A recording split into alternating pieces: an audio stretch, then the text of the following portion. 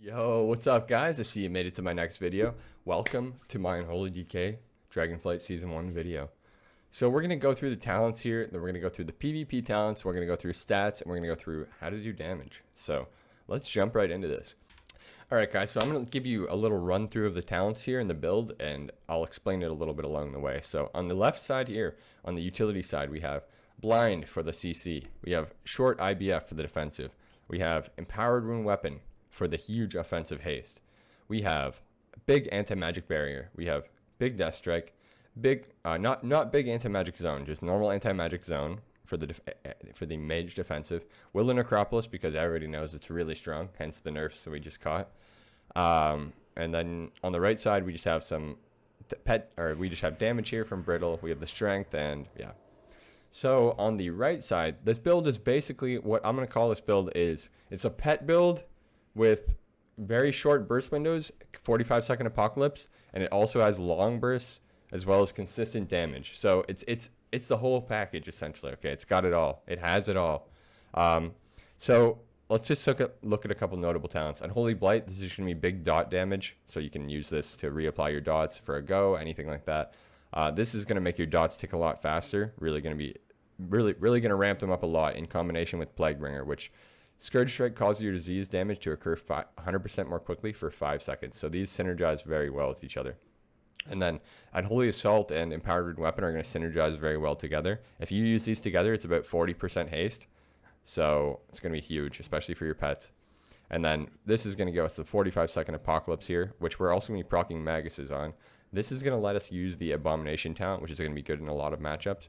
And then, of course, Super Strain for the triple dots. Reaping, because I like to use it to get kills, because once they get into that, once they get below that 35% range, they're in execute range, where all your abilities are going to be executing them. So let's go ahead and take a look here at the one other notable. Okay, Fester Might. Back in Battle for Azeroth, Season 4, we had Azerite traits, okay? Fester Might was one of the Azerite traits back then. This was the biggest damage Azerite trait there was, aside from Gushing Wounds and things like that, crazy stat things like that. This was the highest DPS one, okay? So Festermite is very strong, and you really want to maximize these stacks. You really want to. Your Scourge Strikes are going to become very, very valuable, okay?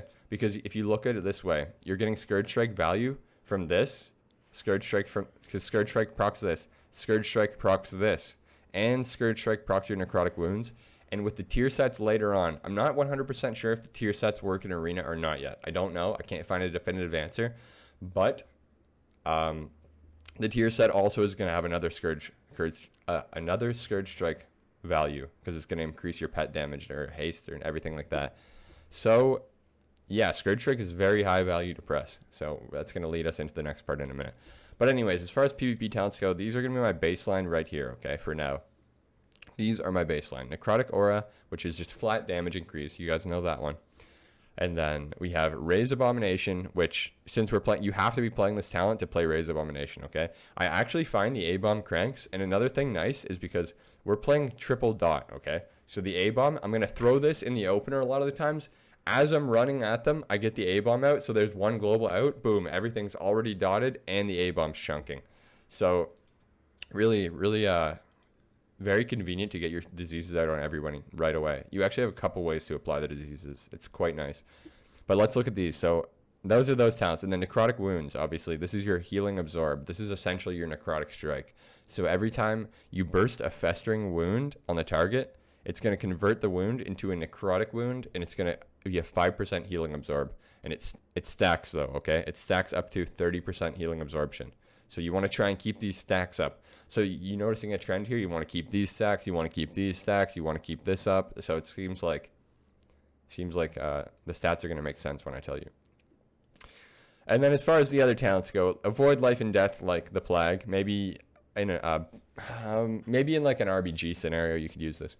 Dark Simulacrum, you can use this if you want in some scenarios. It's kind of niche, but if you know how to use it, it's a very high skill cap, high risk, high reward ability.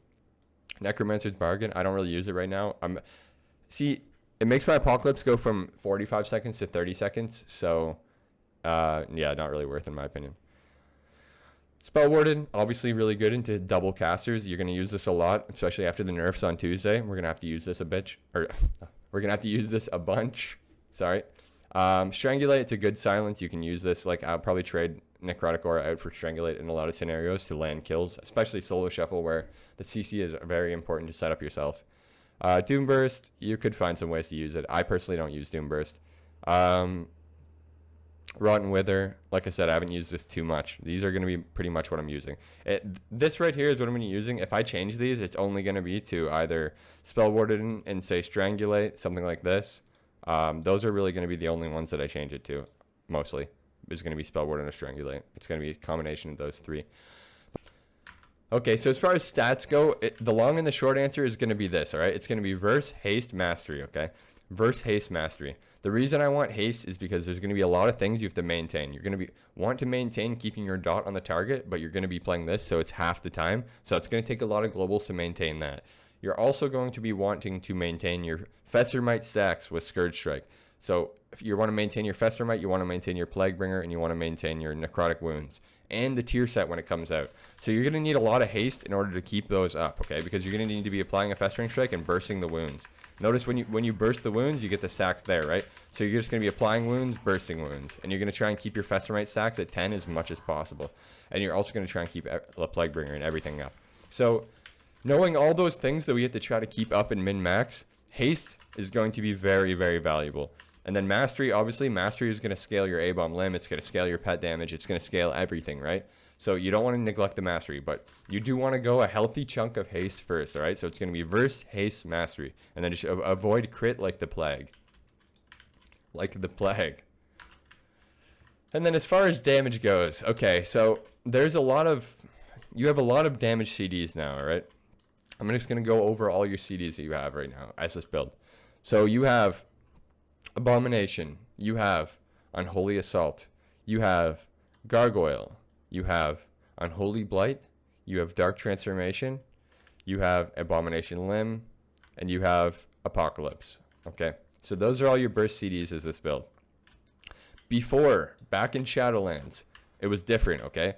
When you press Dark Transformation in Shadowlands, you would get 5% strength from Dark Pact, all right? Dark Pact, or Pact does not do that anymore. You don't get the strength, all right?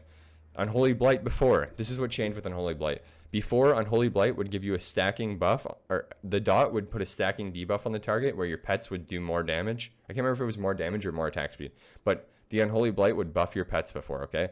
So this and this would both buff your pets. The Unholy Blight and the Dark Transformation would both buff them, which is not the case anymore, okay? These are standalone damage now. This is just going to make your pet do more damage. This is just going to be a dot. So the things that are going to be buffing your pets, aka your Gargoyle, your whatever, all your pets, what's going to buff your pets is going to be Unholy Assault, Empowered Rune Weapon, and of course your PvP Trinket. So those are what's going to buff your pets. It's no longer Unholy Blight and Dark Transformation.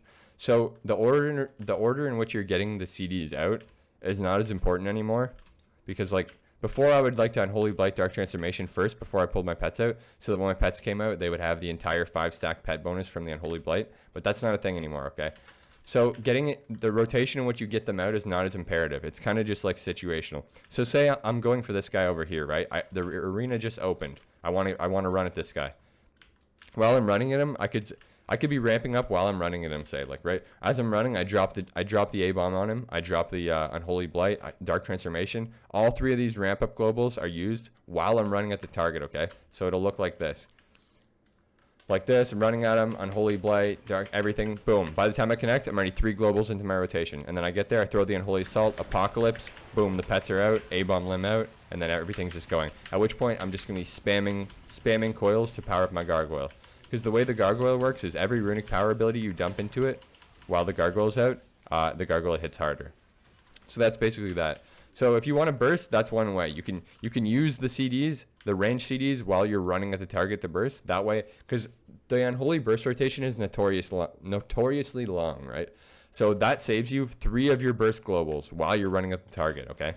Or say you want to hold your burst a little bit, you can just connect there, put up your 2 Festering Wounds, and then say you could throw out the Apocalypse and just start throwing every one of your CDs. Like I said, the order is not as imperative anymore.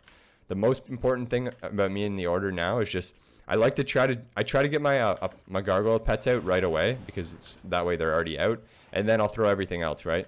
Because the gargoyle pets is the one that requires melee to get them out. Nothing else, minus your Unholy Assault, requires melee range to get the CD going.